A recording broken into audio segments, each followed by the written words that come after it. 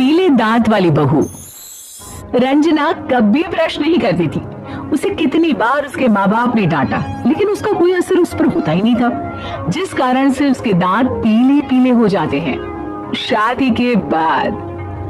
अरे बहू, वैसे तो तुझ में कोई कमी नहीं है, पर तेरे दांत दांत इतने पीले कैसे है बेटा?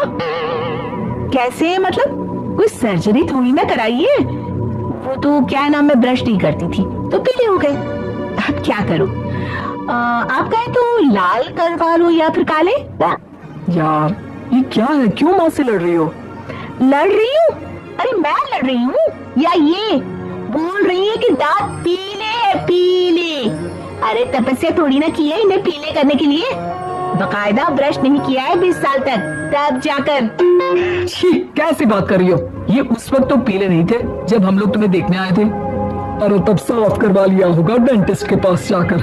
अब देखो कैसे पीले पीले लग रहे हैं। रंजना सास की तरफ गुस्से से देखती है। फिर शुरू हो गई पीले पीले पीले। अरे पीले तो तब भी थे जब मेरे हाथ का रसगुल्ला उड़ा उड़ा कर खा रही थी और बोल रही थी, लड़की नहीं गुणों का खजाना दे रहे भाई साहब आप। खैर अब वो लोग करते भी तो क्या करते, पीले दांत वाली बहू पल्ले पड़ी थी तो झेलना तो था ही। एक दिन कीर्तन में रंजना गाना गा रही थी। अरे कमला बहन, माँ का द्वार है, यहाँ तो सब शुद्ध होकर आते हैं, फिर अपनी बहू को ब्रश भी नहीं करवाती तुम। दूर से पीले पीले दांत भक्ति में बाधा उत्पन्न कर रहे हैं। अरे कोई 2 साल की बच्ची थोड़ी ना लेकर आई हूँ मैं बहू बनाकर, अच्छी खासी लड़की है। अरे कैसे करवाऊं ब्रश, ये तो उसे खुद करना चाहिए ना। अब माँ बाप तो इसके जैसे तैसे निपटा दिए, ये नहीं सोचा कि सास कैसे संभालेगी। सास बहू को लेकर घर आ जाती है, लेकिन सोच लेती है कि अब इसे लेकर कहीं नहीं जाएगी। अगली रोज बहू कहती है, अरे क्या हो गया, मंदिर नहीं जाना क्या? कीर्तन का वक्त हो रहा है। मेरी मधुर वाणी से कान्हा जी जागते हैं और सोते हैं। आप तो जानती है ना उनकी भक्ति में कितना मन लगता है मेरा। वो क्या है ना, तबीयत ठीक नहीं लग रही है मेरी, आराम करूंगी मैं। तबीयत ठीक नहीं लग रही?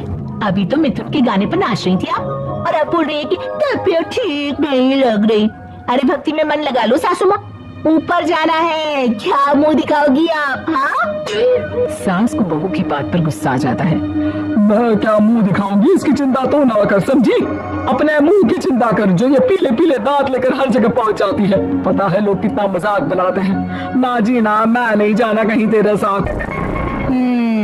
तो ये बात है, कोई ना, मत जाओ, मैं अपने कमरे में ही बैठकर भक्ति कर लूंगी। ऊपर वाला दांत थोड़ी ना देखता है, मन देखता है, भावना देखता है। और अरे बस बस, तू सब कुछ दिखा, बस ये सफेद चमकदार दांत ना दिखाना किसी को, है? जा यहाँ से। बहू को सास की बात का कोई फर्क नहीं पड़ता, वो तो जैसी थी वैसी ही रह जाती है। सुबह नहाकर किचन में खाना बनाना, फिर खाना खाना, कीर्तन भजन करना और सो जाना। एक दिन, माँ जी मैं सहेली के घर जा रही हूँ, शाम को लेट आऊंगी। हाँ हाँ तो जाना, मैंने कौन सा तेरी आरती करनी है घर पर बैठकर। रंजना सहेली के घर जाती है, जहाँ वो पार्टी में जाने की तैयारी कर रही होती है। अरे शिखा, कहाँ जाने की तैयारी कर रही है? मैं गलत वक्त पर आ गई क्या? अरे नहीं यार, हम तो सही वक्त पर आई है। मैंने ये साड़ी और ज्वेलरी निकाली है यार, शाम को इनके ऑफिस की पार्टी में जाना है। बताना कैसा लग रहा है ये सब? नहीं यार, इस ड्रेस के साथ तो वो वाली ज्वेलरी अच्छी लगेगी। हाँ हाँ सही बोल रही है, मैंने ध्यान ही नहीं दिया। वैसे तो हमेशा से मस्त फैशन सेंस रखती है। तो बड़ा जाती होगी ना पति के साथ पार्टी में। रंजना कुछ नहीं बोलती, बस सोचती है कि यार काश ये बात सही हो जाती, पर मैं क्यों नहीं जाती पार्टी में? क्या इन लोगों की कोई पार्टी होती नहीं होगी? रंजना घर आती है और रात में पति से सवाल करती है, एक बात बताइए, आप मुझे किसी पार्टी में क्यों नहीं ले जाते? क्या आपकी यहाँ ऑफिस में पार्टी नहीं होती? पति बेचारा क्या कहता कि दांत पीले हैं तुम्हारे इसलिए। अरे कोई पार्टी होती नहीं हम लोगों के ऑफिस में, तो कहाँ से लेकर जाऊं? और मार्केट, मॉल, कहीं वीकेंड घूमना कहीं तो। अरे यार सारे हफ्ते में एक छुट्टी मिलती है, तो सोचता हूँ कि आराम ही कर लूं। क्यों? रंजना मन मार के रह जाती है। पहले कभी सास के साथ मंदिर जाया करती थी, लेकिन वो भी सास ने ले जाना बंद कर दिया। घर बैठी बैठी रंजना बोर हो जाती है, तभी उसे आइडिया आता है और वो मायके जाने का सोचती है।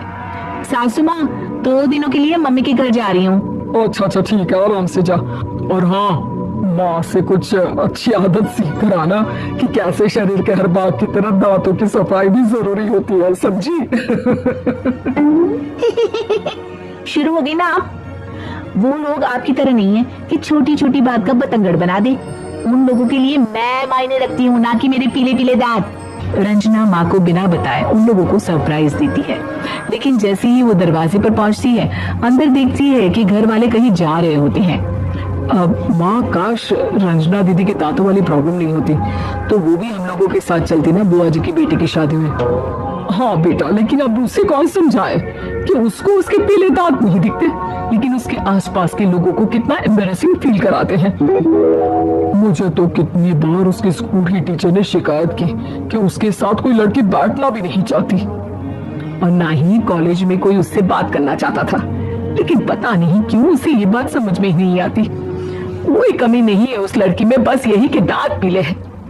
वो तो भला हो जीजा जी और उनकी माँ का, जो दीदी को जैसी है वैसे ही रखा हुआ है। रंजना को अपने घर वालों की बात सुनकर बहुत दुख होता है।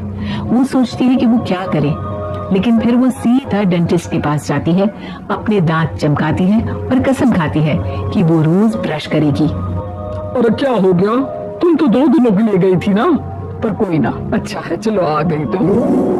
रंजना सास के सामने आकर खड़ी हो जाती है और पूरी स्माइल करती है, उसके चमकदार दांतों को दिखाती हुई। चलो मंदिर। माँ, मुझे माफ कर दीजिए, मैंने आप लोगों को बहुत एम्बैरेसिंग फील करवाया। मैं आज से रोज ब्रश करूंगी।